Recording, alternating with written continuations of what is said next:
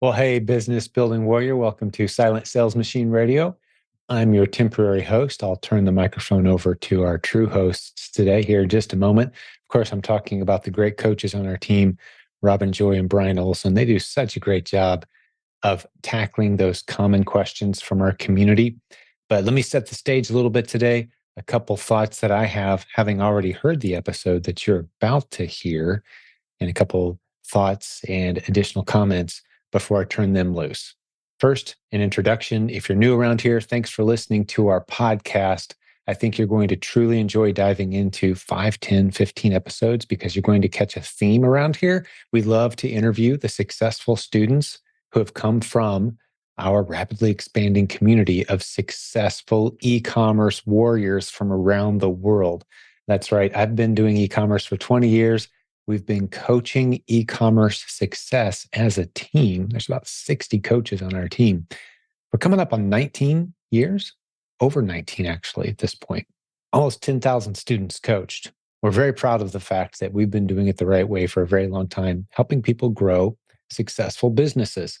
And if you're interested in talking to us about your business, you want to talk to a true professional who's built a beautiful business and carved out a little spare time to help you and coach you along your journey towards success, specifically with selling on Amazon. That's typically the focus of our community, but anything e-commerce. We've been there, done that, and seen it. And we've got people on our team who can help you. Well, if that's you, reach out to us.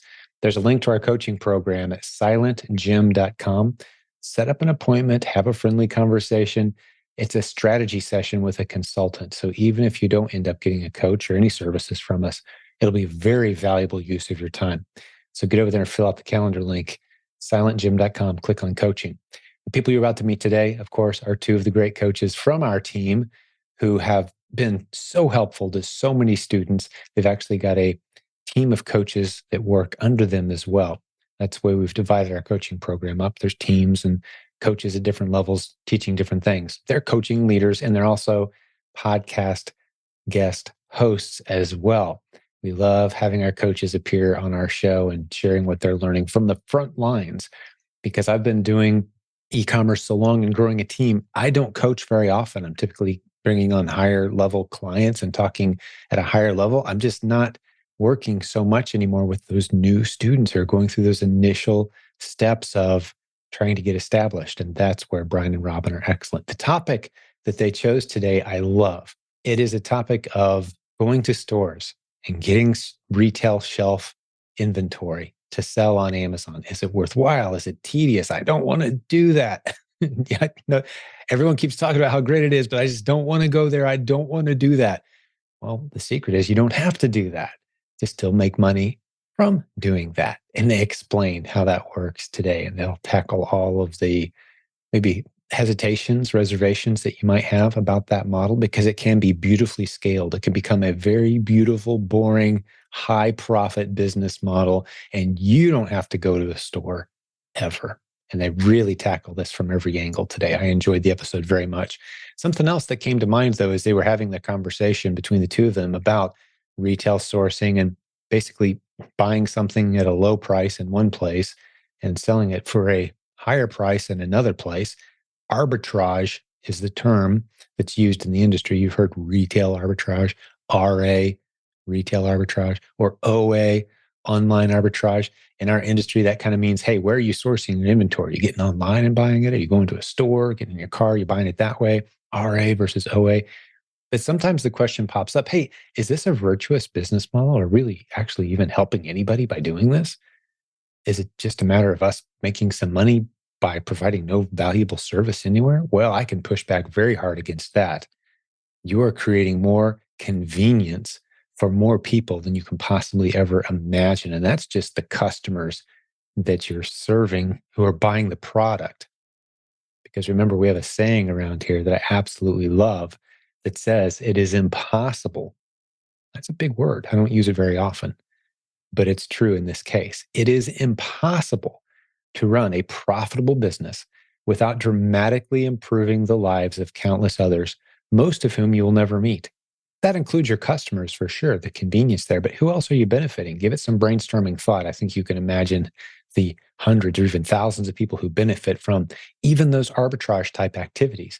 I dive into this topic in depth way back in podcast episode number 12. If you want to go back and hear the 12th edition of this podcast, we've done over 600 episodes at this point. But episode number 12, way back in history, 2016, it's a good episode that tackles this whole question, because if you don't see the virtue in the business model that you're building, you're going to struggle to have a profitable business. You'll be self-sabotaging and undermining your own efforts every step of the way. So it's important that you see the virtue and how many people you're truly serving and understand what it is you're doing, even if you're just doing something as simple as arbitrage, flipping items from one place to another, making a profit doing it. I dive into that topic in depth back in episode 12. Well, I think that's a good setup for today's show. One little announcement before I turn the microphone loose for the rest of the episode to Brian and Robin Joy. If you're not planning on coming to the Proven Conference yet, or you haven't made plans yet, you want to join us July 6th through 8th, 2023 in Columbus, Ohio. We'd love to have you there. As I'm recording this, we just passed 400 people registered for the event. It's going to be hundreds of listeners to this show joining us live in Columbus, Ohio for over 40 breakout sessions, all focused on e-commerce and Amazon seller success from every possible angle, including all kinds of new topics we haven't taught anywhere before. It's going to be a tremendous event. And be looking, there may be a link in the show notes today. Our live stream offer for that event will be going live soon. If there's not a link in the show notes today, there will be one very soon. There'll be a link on the event website. What's the event website, Jim? The Proven Conference. Remember those three words, theprovenconference.com.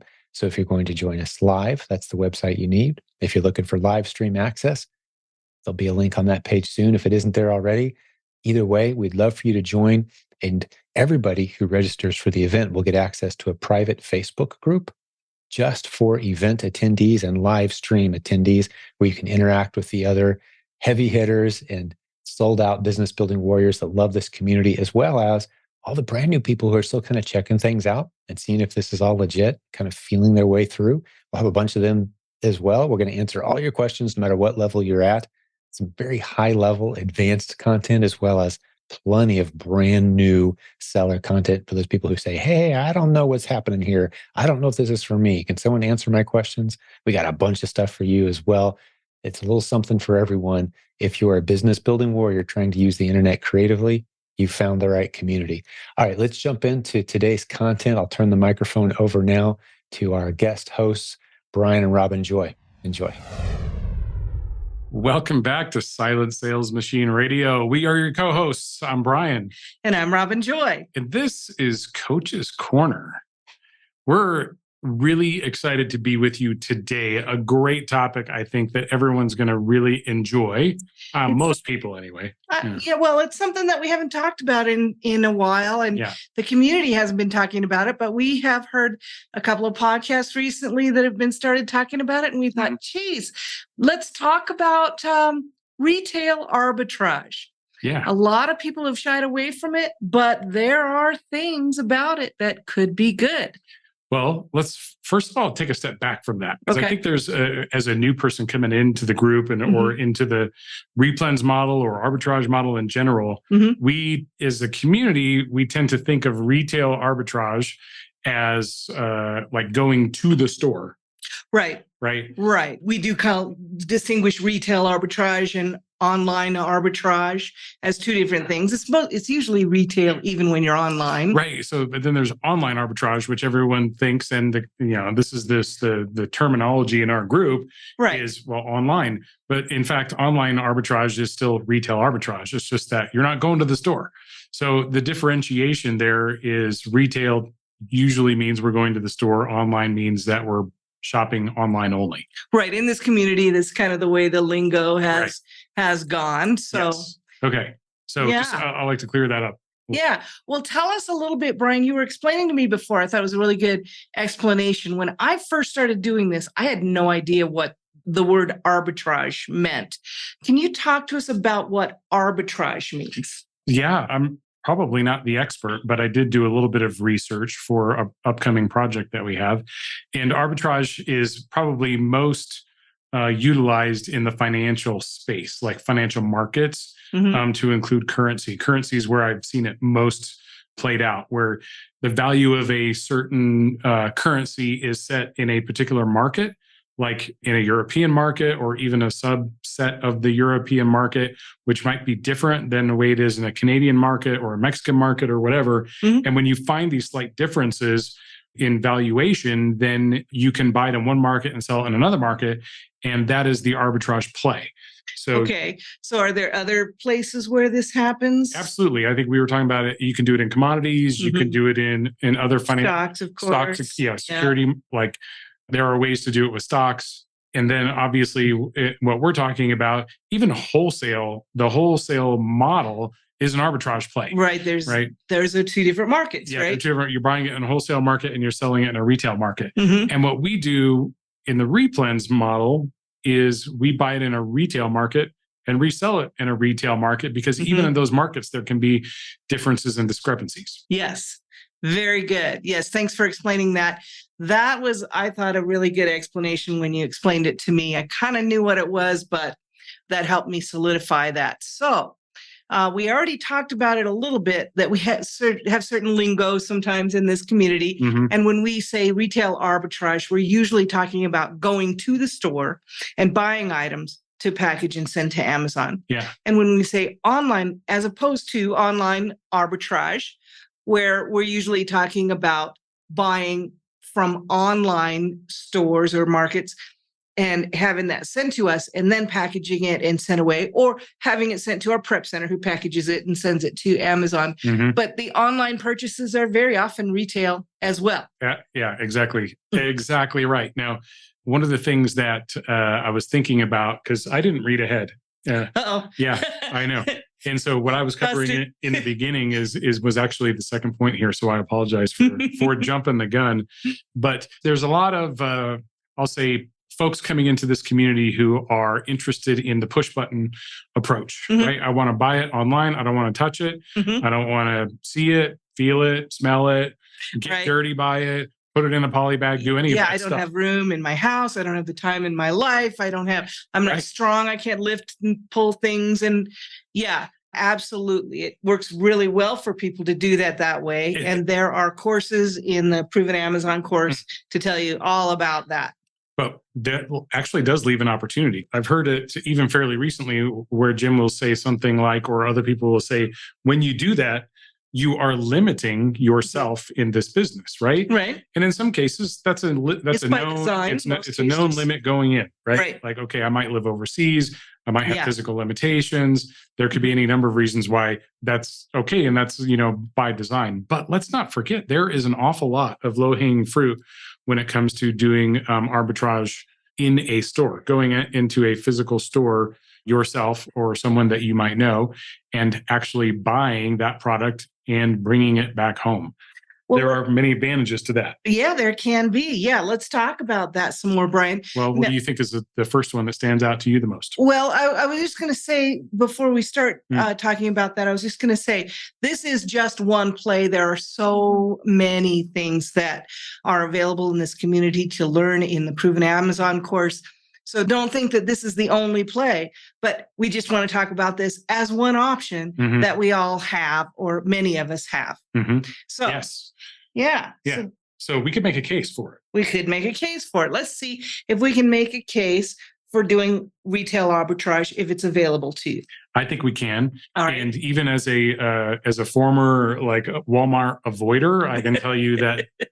Just remember, Brian used to get a rash anytime we got near a Walmart. He will not go to Walmart still to save money, but he will go to Walmart to make money. There's something appealing about walking into the store, knowing the items that you're going to make money on. It's almost the thrill of the chase, right? You're like, oh, I'm going to see if they have this. It can be exciting. We walk into the store. I'm like, oh, yes, I got this. I got this. Oh, they're out of that. But I still got some things that, it kind of gives you that endorphin rush, right? When you walk into the store and you're able to get it.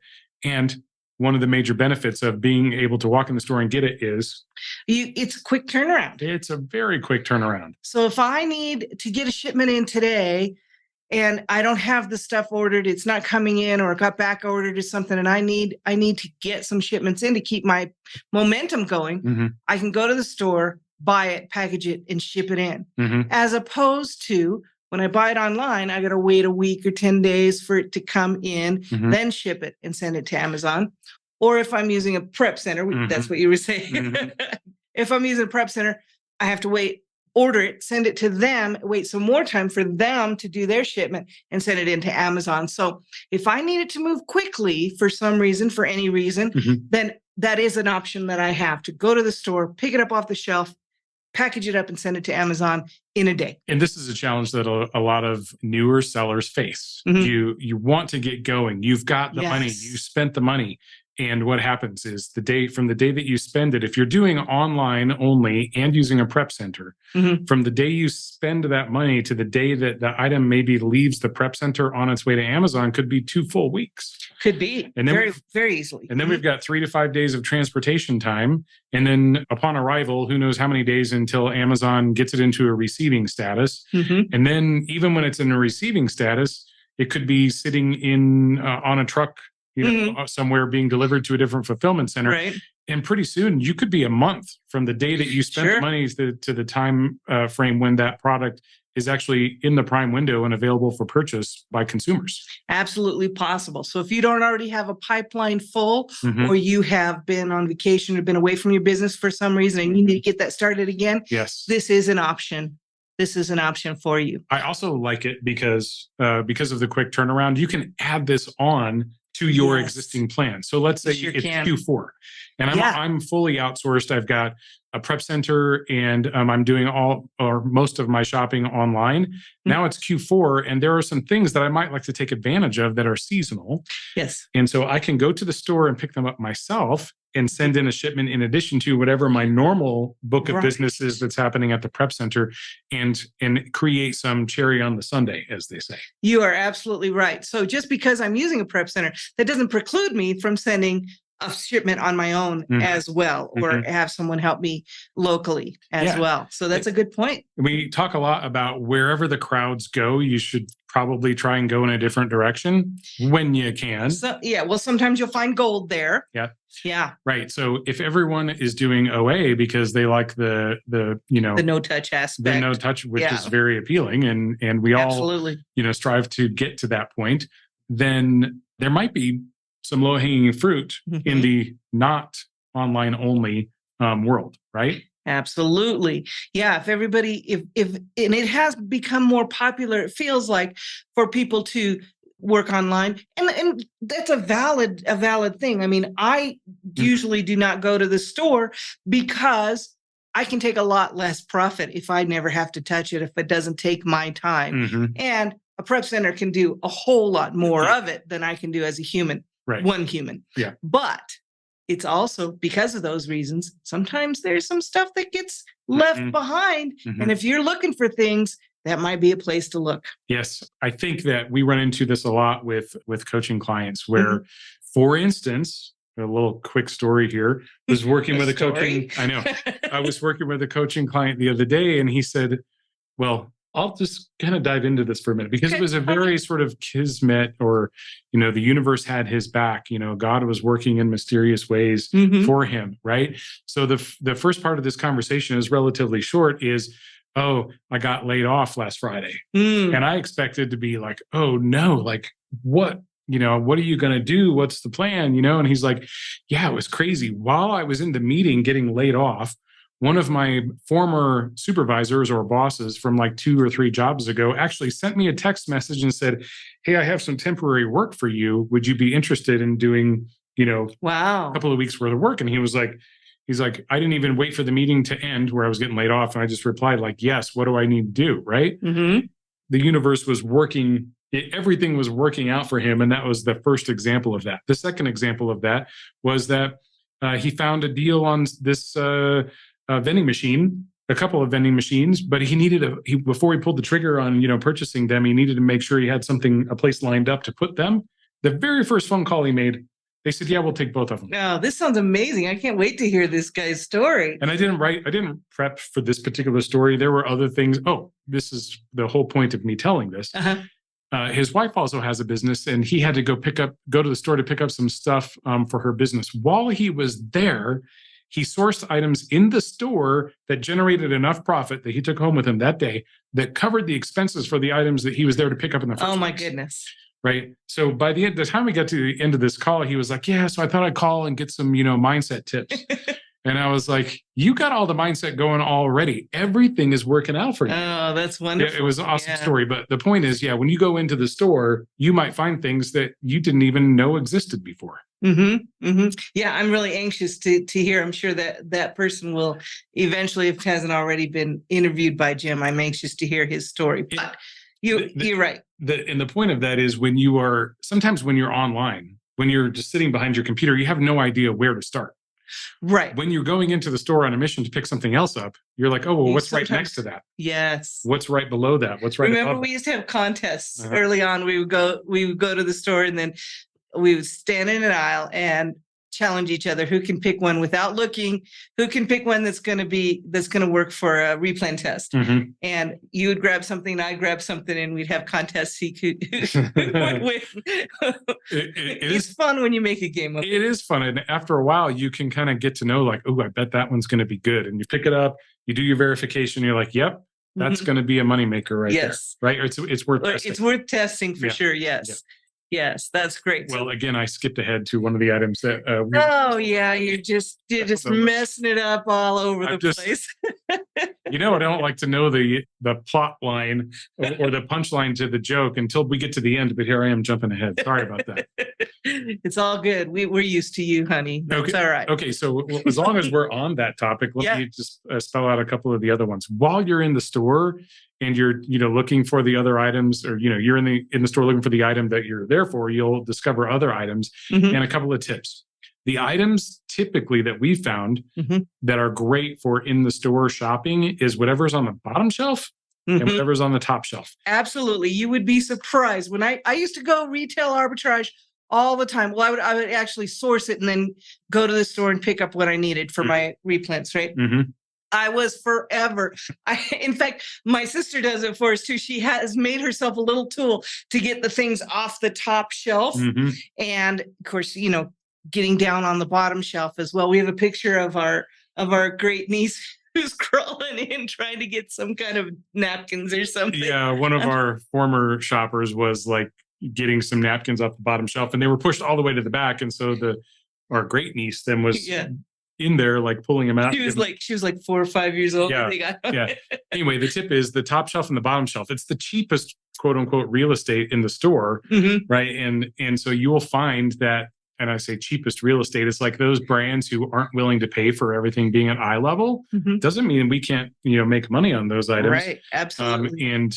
So we're constantly hunting down someone with a ladder or a tall person, or making just like because we're not. You can't tell us on the podcast, but we're vertically challenged.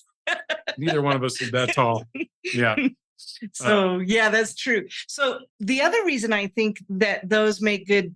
I mean, I'm making stuff up, but it seems like people might not, when they're shopping in the store, don't see those top shelf and bottom shelf, but they see it on Amazon when I put it on Amazon for them. So that can be one of the reasons. It doesn't matter. Well, it happens to be, in our experience, a good place to look. That happens to us all the time. Like there were products I never even knew existed. Right? They were on the top shelf and the bottom shelf. Absolutely. Top shelf, because I can't see it, and the bottom shelf because I don't make a habit of crawling around on the floor while we're in the store. So what else do we do while we're in the store? Talk about cherry on the Sunday. One of the things that we like to do, it's not replens, but is to check out the clearance aisle. Isn't Jim always telling us, I'm not asking you to leave that $20 bill on the shelf. Pick that up too while you're there. Yeah.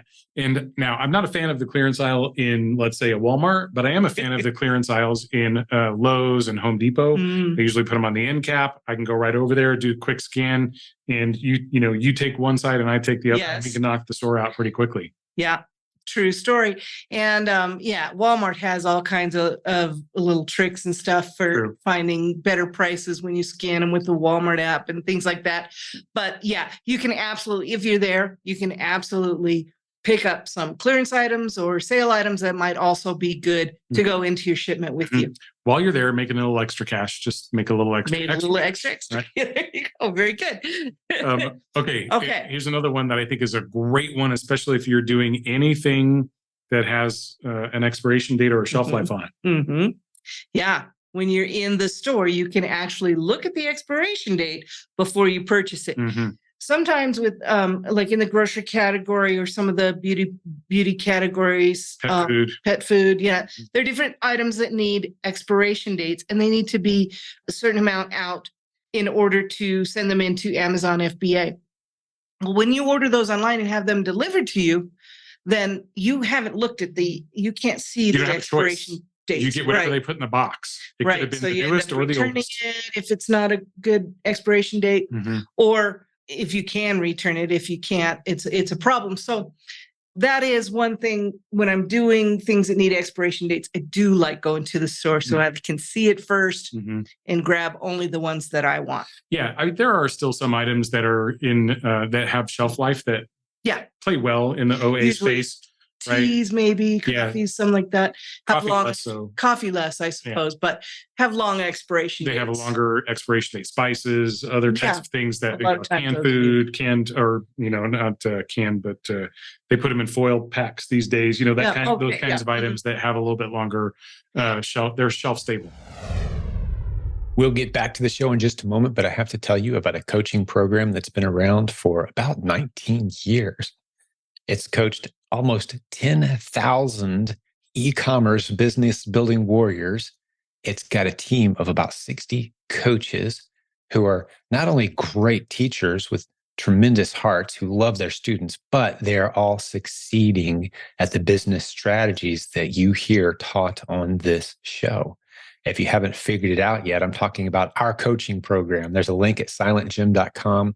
Get over there, get on our schedule, have a free consultation, zero pressure. We're going to help you build your business on that call. Sign up at silentjim.com, free consultation. See if our coaching program is a good fit for you, where you get to not only work one-on-one with one of our tremendous coaches, not only do you get that, you also get a reactive coach that you can contact at any point in time. That's a separate coach. You get all the training and content that we provide around here at no cost now and into the future. Tremendous list of benefits. I'm not going to go into all of them right now. silentjim.com. Click on the coaching link, sign up for a consultation. Hey, let's get back to the program. They put them in foil packs these days, those kinds of items that have a little bit longer shelf. They're shelf stable.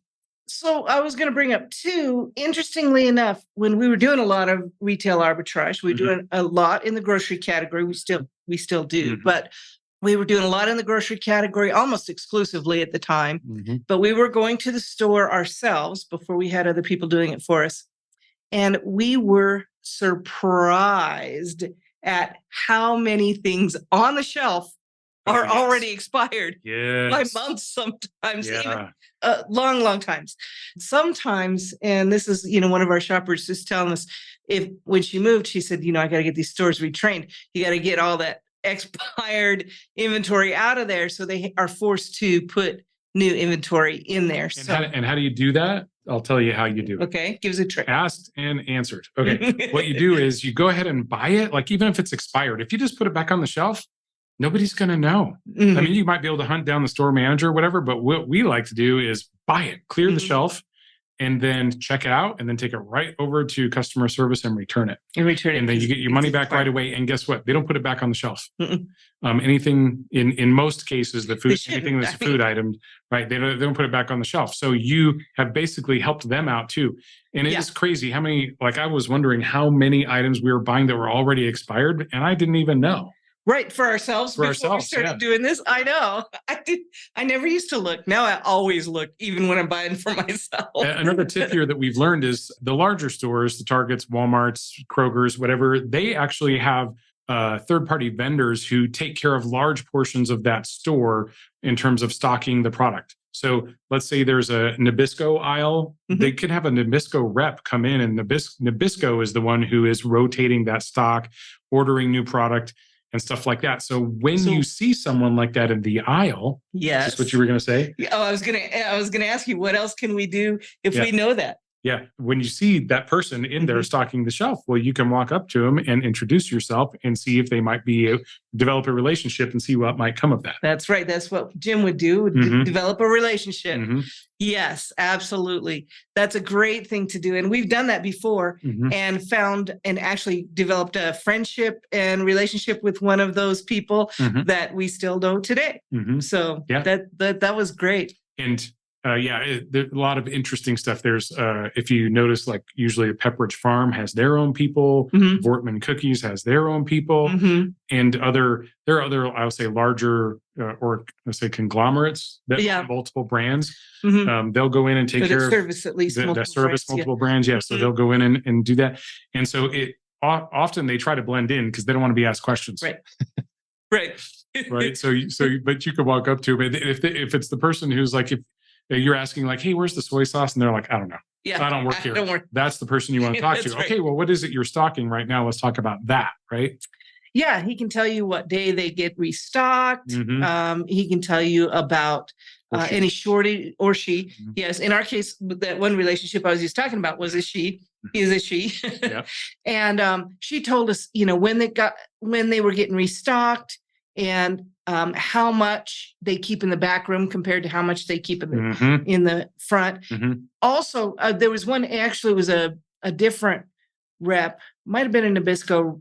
I can't remember. It was something, some kind of crackers, I think. And he was telling me during the COVID thing, he was telling me which ones they were like stopped production on and which ones they were continuing to do. So that gave us the ability to find a replan for a while that was working really great for us because we knew those were the things to go get because they couldn't get them everywhere. And also those folks who are stocking the shelves who don't necessarily work for the store, they can tell you, because they usually do this in more than one store. Right. They can tell you, oh, well, go check this store. They have a larger selection of these items, or they stock more of these items, or any cool little tips that you can find. And so when you are developing your circuit, if this is what you do, you're like, I'm hitting these 5. What we've discovered is Targets and Walmarts are usually right next to each other, so we can do 5 or 6 in a trip. Home Depots and Lowe's are usually really close to each other. We can do those in a trip, and that makes it fairly easy. We can knock a lot of things off the list, and like you say, bring it home that day, package it, prep it that night, and get it out the very next day if we want to. That's right. That's right. Okay. In addition to expiration dates, there's more.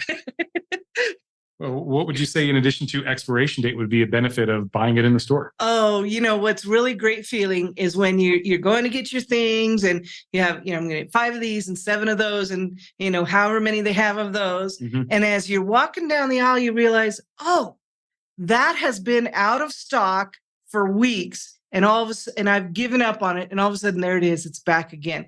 Check. Is it still a good deal? Buy me some of those and get those back in the rotation. That happens when you go into the store and you can actually see what's on the shelf. And when you're doing this, you can actually see which products are not getting replenished. And so, for instance, when we were in the very early days, there was a particular coffee that we were sourcing at Target. And this is actually what opened up a whole bunch of wholesale opportunities for us, is this one particular coffee that was a gold mine for us. And it just happened to be a gold mine in our area because it hadn't sold out yet. But in most other parts of the country, it was already sold out and it was not in production for a limited period of time, which created this shortage of product, which spiked the price on Amazon. So when you spend a little bit more time sort of investigating the market and the niche within that market, you might discover some things that are like, this is out at this store and this store. These 2 stores still have it. If you can determine if it was an availability issue, like the items being on allocation from the manufacturer or the distributor, then you can play some great arbitrage games there in terms of buying and just putting your price higher and waiting for everyone else to sell out, and then you get your price. Yeah, that can be a play. Absolutely. Explore all of those things.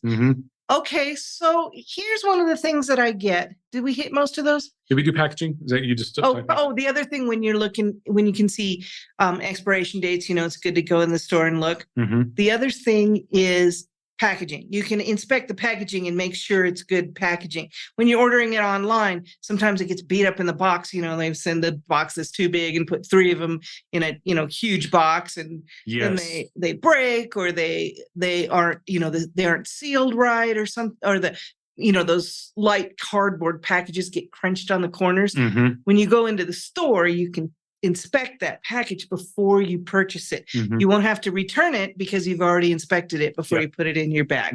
So that's a good point too. Love that part. So you're getting nice primo looking product. It's got a good date on it. Yep. You're good to go.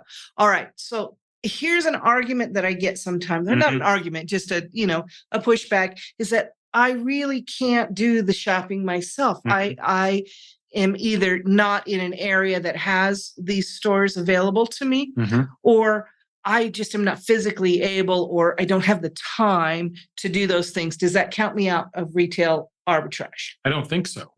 And in our experience, we have had shoppers in 3 different cities who were basically doing the retail arbitrage for us. Okay. We gave them a list. They go to the store, they purchase it, and they send it in on our account. Right. One of the great things about that has been that if it's available at Walmart, but they only have 3 at our Walmart, and maybe they don't sell very many of them in our area, we have people in other cities who are going for the same thing, and maybe if each of them can get 3 or 4, then that adds up to a much better shipment or a much better stock level when everybody sends from all these different cities. So that can be very helpful when you outsource it. But it can be outsourced, right? That is the outsource model. So in our case, sisters, nieces, right? That worked really well for us in different cities. It still works well today. And what you'll notice is that there will be different prices in different parts of the country. Yes. And so you still may have to cost average your stuff because it might be 20 cents cheaper in this city than it is in that city. And often you can tell that, let's say if you're shopping Walmart, they want to know where you are so they know which store prices to show you.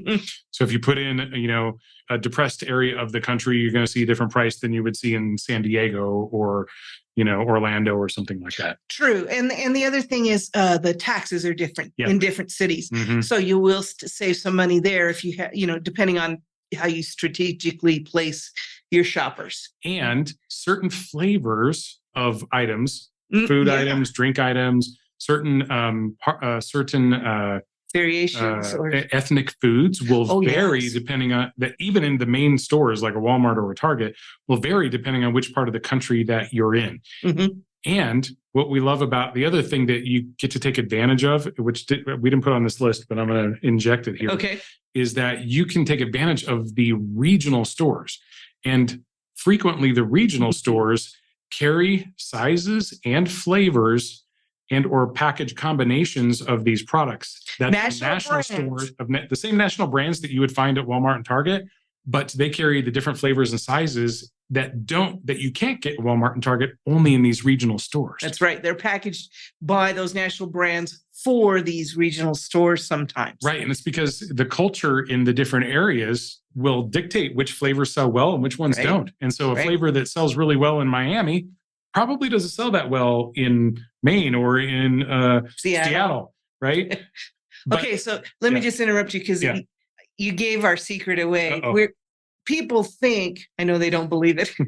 In our minds, people think that we just off the cuff come up with all these conversations, but we don't. We use notes. Yes. So, there you are, fully exposed. There you go.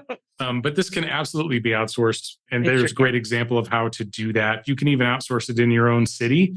We've heard of other people in the coaching community who, let's say, have a Rolodex that's basically like a text message, a group text message. And you can send a list out and say, here's the things I need shopped for. And the first 3 people to respond get to go do the shopping. And then you can have another rotary or, phone book, if you will, or distribution list for people who want to come prep it and ship it. As long as you got the place to do it in your home or office building or whatever, you don't have to do. You still can get away with not touching the product. Right? You could, sure. Or they could do it in their own house. They could take it to their own house and do it, which is what our shoppers do. Yeah. All right. So we've talked about a lot of so do you think we've made our case that there was just one thing I wanted to clean up. I dropped this is how we got a lot of our wholesale accounts when I was talking about that coffee item at Target from a few years ago. To this day, I was calling around because I needed this coffee because it was like, talk about falling in love with the product. I fell in love with this coffee product. And there were like 3 different variations. There was the 1-pack, 2-pack, 3-pack, and I just needed all the quantity that I could get. And we had cleaned out every single store in the metro area for us. All along the Front Range, I think. All along the Front Range of Colorado, yeah. From Loveland or Longmont to Pueblo, it was all cleaned out. Right. So then I start calling wholesalers, and that actually opened a lot of doors for us. And to this day, a couple of those accounts that we opened back in 2020 are our primary wholesale providers today. Yep. And so they say necessity is the mother of invention. And I would say that is true there. So if you have these products that you can't get in the store, or even that you can, but limited quantities. Yeah. Or you run into the person who's stocking the shelves who doesn't work for the store but works for a distributor, hit them up. How do I get a wholesale account? How do I get an account? That's right. Yeah. Okay. Yeah, that's a good tip. Okay, so I'm looking at the notes and it says there are different, now that I've been exposed, I can tell everybody. It says we have different levels of retail arbitrage, or RA as we call it. So one of them obviously is strictly RA, where you go into the store, you source in the store, you purchase in the store, and you go in with a shopping list and you buy what you need for your replans, and you bring it home and you shop. That's strictly retail arbitrage. Okay. What else is there? So you could do kind of retail arbitrage, but more in a hybrid model. So you could do curbside pickup. Okay. So you order online, you get back into a parking spot at the store, someone comes out, loads it all in your car, and now you haven't had to go into the store and buy it. Yeah, that can be handy. What are the issues with that? Well, one of the issues with that is normally when you're buying online, they have limits in place. Yeah. That don't exist when you're actually shopping in the store. So what I like to do, and when we're doing this, especially during Q4, is I'll buy everything that I can online, pull up to the curbside pickup, have them loaded in my car, and then I go park in the normal parking lot and walk in the store, get my cart, and buy the rest. Right? Yes. Yeah. I mean, that's a good play. It also, sometimes if you check your expiration dates while you are there, you can give them right back to them and either take them off your bill or just, go in and return them and go buy some more when you go in to buy the rest of the shelf. And here's a cool, a couple of cool retail arbitrage hacks. Okay, I love it. When they bring it out to you, guess what? You can inspect everything when they bring it out, and you go, "No, I don't want this." Fresh package. Yeah, that's not going to work for me. This date's not good. Take this back. They'll actually take care of it right there. That's not what I thought it was. Little computer, right? But there is a check box in the 2 major ones that we've been talking about that says no substitutions. If you don't check, now we're talking about major like Walmart and Target. Yeah. Okay. If you not sure if everybody has that, but right. If you don't check that box that says no substitutions, then when you go to curbside pickup, they could very well have said, "Oh, guess what? We're out of the 14-ounce one, but we got you the 16-ounce." Well, we know if we're doing replans, we need the 14-ounce if we need the 14-ounce. Right. Not the 16-ounce or not the 12-ounce. Or vice versa, right? Or they'll often substitute completely different brands. And they'll charge you for the substitution. They won't give it to you for the same price. And this happens, and to this day, when I'm placing orders, I will frequently forget to check the box that says no substitutions. And so the great thing is when you're doing curbside pickup, you just like Robin was saying, you can inspect at the time and decline what you don't want. Now I'm going to totally go off script. And Here we about go. Another retail arbitrage hack. What's that? Okay, I got to step back here for just a minute. So just bear with me. Can everyone see this bag? Oh, yes. This is a like one of those blue shopping bags from IKEA. I was really worried when you were going back there. I wasn't sure what you were going to do. So that blue shopping bag from IKEA fits very well in the bottom of a cart. In fact, you can usually get two shopping cart. You can get 2 of them in the bottom of a shopping cart. Okay. Now, this works better with Walmart than it does with Target. With Walmart, then you can also subscribe to Walmart Plus. Walmart Plus. And Walmart Plus has an app that when you're in the store shopping, you just scan the item and the quantity and you put it in your cart. Mm-hmm. And so what we do is we go into the store with our blue bags. Mm-hmm. To this day, we will buy all the things, scan them on the app, put them into the blue bag, go to self-checkout and scan the QR code, and it links up with your app. And then you've got a credit card right in your app and you pay. You never have to take the things out and put them on the what is that thing? What am I doing? Conveyor belt in front of the cashier. None of that. So that, to me, that's the hardest part physically for me to do retail arbitrage is that getting it into the cart and then picking it up out of the cart and put it on the conveyor belt so they can scan it all through, and then taking it off the conveyor belt and putting it back into the cart so I can take it out to the car. That is a lot of physical work for me to do. So this changed everything when we were able to start using that app. Just scan that code that it gives you a little QR code. You scan that at self-checkout and walk your way right back out. Yeah, I love that. I love it. I keep saying to this day, but we love that app. and we use it at all the Walmarts that we go to. And when we forget our blue bags, right? Because there's like a study, I think it's the lean methodology, project management, or overall production. Productivity. To touch the item the least amount of times. And so by taking it off the shelf, put it in the blue bag, that's once. Then what we used to do is put everything on the conveyor belt, put it all in a bag, and we usually had to bag our own stuff. Twice, and then you have to take it off. And you put it in the cart. That's 3 times. And then you roll the cart to the car and take the bags out of the cart. That's 4 times. Then when you get home, you take it out and take it into your place. That's 5 times. And then you got to take it out of the bag. Right. So then you got to prep it. Then you put it in a box, and pretty soon you touch this thing 10, 12 times. Right. And but we've only taken away a couple of those. But still, it helps a lot. The most physical ones, yes. I think. 2 of the most physical ones. Not only does it eliminate the number of times that you touch the product, but it's much more efficient than carrying those bags. And I like to call myself the one-trip wonder, right? Where I can, how many bags can I put on my fingers? So I only have to make it drives me crazy. One trip from and then he has to do the elbow with the door. And I'm like, why don't you just put it down and make 2 trips? No, you can't do that. Well, this way I can load up 2 IKEA bags and I can get it all in one trip. It's very easy to do. Okay. All right. Have we beat this retail arbitrage? Very possibly. Yes. Very possibly. Well, I love this topic. It's a good topic. We're obviously lots of fun. Yeah. We have so much fun. And I just want to take this moment to say the feedback and the response we've gotten and just the love that's been poured out to us. We just appreciate this community so much.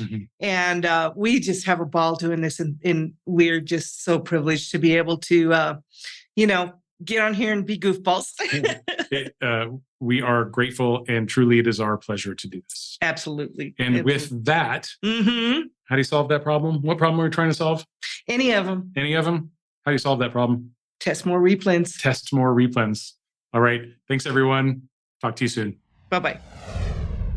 Hey, before I let you go, we've got a special segment that we do once a week or so around here with my good friend, Mr. Jeff Schick of jeffschick.com, just like the razor, spelled just like the razor. He's our Amazon legal and policy expert, and he's always got an interesting topic that he can throw at us. What do you got for us today, Jeff? Well, I have an interesting one for sure. It is, how much do you trust account health support agents? And so a lot of times sellers will come to me and they'll say, well, hey, I talked to so-and-so at Account Health and they walked me through this scenario and must be good, right? And the answer is sometimes, but not always. So have 2 cases actually that are interesting recently that come to mind that demonstrate the dangers of just blindly following the account health associates, their recommendations. One of them was a couple weeks ago, and it was a case where a seller received 5 IP claims. Now, this is a seller I've worked with for 3 years, and unfortunately, he didn't call me first. I don't know why, but he learned from it. He called Account Health, and they said, oh, yeah, just acknowledge all of them, and you'll be fine. They'll get them off the dashboard. So he went ahead and he acknowledged them, and they accepted like 2 of them. But 3 of them, they said, no, sorry, we can't accept this. Then he got 3 more IP claims. So he went from 5 minus 2 equals 3 plus 3, so a total of 6. But those 6 caused his account rating to fall to a 97. Now, if you've heard me jabber about the account health rating before, you'll know that anything below 99 means that your account will be deactivated in 72 hours. So he was given a 72-hour notice saying his account will be deactivated in 72 hours if he doesn't fix these IP claims. So what does he do? He sends me a frantic text message. I was actually in the hospital emergency room at the time. So I'm trying to respond to this text message while there's an IV hooked up to my arm and they're taking 8 vials of blood. And I'm like, this is great. No way. That's commitment right there. I had my laptop and I was like asking the nurse, I'm like, can you pass the laptop? And she was like, how are you going to type with all this IV in your arm? I'm like, I'm right-handed and it's in my left arm. Maybe I can figure this one out.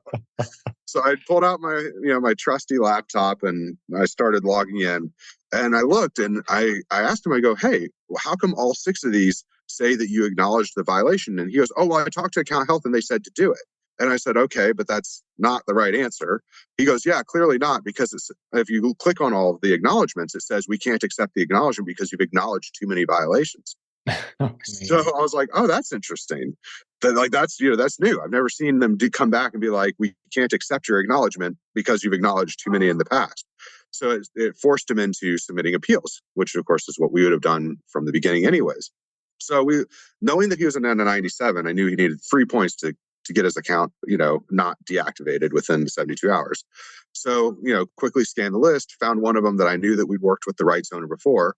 And of course, our process with IP claims is we don't appeal with Amazon. We go to the rights owners and we try to get the rights owners to remove them. And then we go to Amazon if necessary. So I found one of the rights owners that we've worked with before that does remove their claims.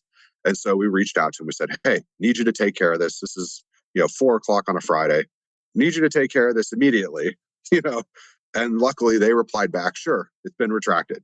And so that took him up to like 102 and bought us time to deal with the other 5 that were on there through our proper channels and not acknowledging them. So that's the first example of what can go wrong when people just blindly acknowledge, because if you acknowledge too many violations, then when you really need to be able to acknowledge, you need those 3 points to save your account. They might not let you do it because you've wasted it on other times when his score was above 200. He was acknowledging stuff and he could have been fighting it and not been under the gun. So he was trusting the account health expert at Amazon instead of calling you guys first. That's what led to this whole mess. It kind of reminds me of calling the IRS helpline here in the United States, the tax helpline, the government helpers. Like, you don't know if you're necessarily going to get accurate advice. Use an accountant instead. Someone who's done taxes a long time. I would trust my accountant over the 1-800 IRS agent any day. Kind of the same thing I'm hearing here. Exactly. They mean well, but they don't always know what they're talking about, because they're, for instance, at Amazon, there's different levels, right? There's seller support, there's seller performance, there's account health specialists. Those are a subset of seller support. They're not actually the people reviewing cases. Right. So when you have a seller performance representatives, they actually have been on the other, they're the ones on the other side that actually know what's going on with the case and how to handle it and what it needs to say if you're submitting something. Whereas seller support and account health support, they're just doing their best, best efforts. Right. They could have been hired 2 weeks ago and they're just trying to move on to the next phone call. Absolutely. Oh, no. Yeah. Similarly, I had another case last week. They, same thing. Seller gets a 72-hour notice, calls account health support. Nice enough person on the phone tells them, hey, just submit an appeal. Seller says, okay, great. What do I submit? I didn't do it. 3 words. He goes, that's what I'm supposed to say. I didn't do it. Yeah, just say that. That's because the way you've explained it, you're good. You didn't do it. And he didn't do it. He really didn't. He was innocent of what they'd accused him of.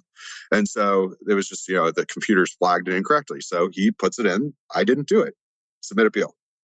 And then he calls me. He goes, hey, I just don't feel right about that. Like, I just submitted an appeal that said I didn't do it. It doesn't seem right. I'm like, yeah, it's not right. It's certainly not right. I said, so what are they accusing you of? He tells me the offense that they're accusing him of doing. I said, okay, why do you think they thought that? I don't know. I never did it. I said, okay, I understand you never did it, but why would they think that? And so we're talking through and he goes, well, I did this, this, and this, which sort of seems I'm like, well, you see how it could look from the other side that maybe you did do it based on what you're saying, even though now we have the data to prove you did. And he goes, yeah, absolutely. I said, okay. And we've got all this other evidence that backs up your side of the story too. Yeah, we do. I said, okay, great. So that's what we're going to submit now. And so he goes into the appeal window. It has still not been reviewed by anyone yet. It was pending submission or pending review. So I said, okay, we're going to click edit and we're going to go in and we're going to edit this and we're going to put this extra information in. So we added those extra bullet points. We added some, supporting documents. And a couple hours later, he received an email saying, we've reviewed your appeal and you may continue to sell on Amazon. You're no longer at risk of suspension. That's beautiful. I can guarantee if he had just said, I didn't do it, probably would not have had that same outcome. That wouldn't have been enough. That would not have been sufficient. Right. Because even though we both know he didn't do it, he had to prove that he didn't do it because what he did looked like it. And just, optics, there's always two sides to every story, right? So there's his side, Amazon's side, and the truth. And of course, the truth was closer to his side than Amazon's side. And we just had to give them the data so they'd see it too. So well done. I love stories like that. Great happy ending and save the day. And yeah, you can edit your appeal if they haven't started reviewing it yet. I didn't even realize that. That's great to know. So a lot of little nuggets in there today. Yeah, they rolled it out recently. It did not used to be the case. It used to be once you submitted it, you were kind of locked in until they declined it. So that's why it's nice seen that. Very cool. So, all right. Well, good hanging out with you today, Jeff. I appreciate it, man. We're going to do this again next week. Sounds good. Let's plan on it. JeffSchick.com, our resident expert for all things Amazon legal and Amazon policy. He's a lawyer. So get a lawyer on your side for just a few bucks a day. Very much worth it if you're taking your Amazon business serious. So we'll talk to you again real soon, Jeff. Thanks. And I should mention too, he was a new client. So I think he's only paid us 1 month of that's cool. Of membership. 1 month of retainer more than paid for retainer. Itself. Yeah, absolutely. So, and you think about like in the past, with attorneys, that would have been a $2,500 appeal, and that was covered under 1 month's retainer fee. So, absolutely, we covered that in some of the newer episodes, the first episodes we did with you. Just the fact of anything like this in the past would have cost you $1,500 to $3,000 minimum just to get the attention of someone who would help you with these kind of scenarios. So, for a few dollars a day, that's a steal, man.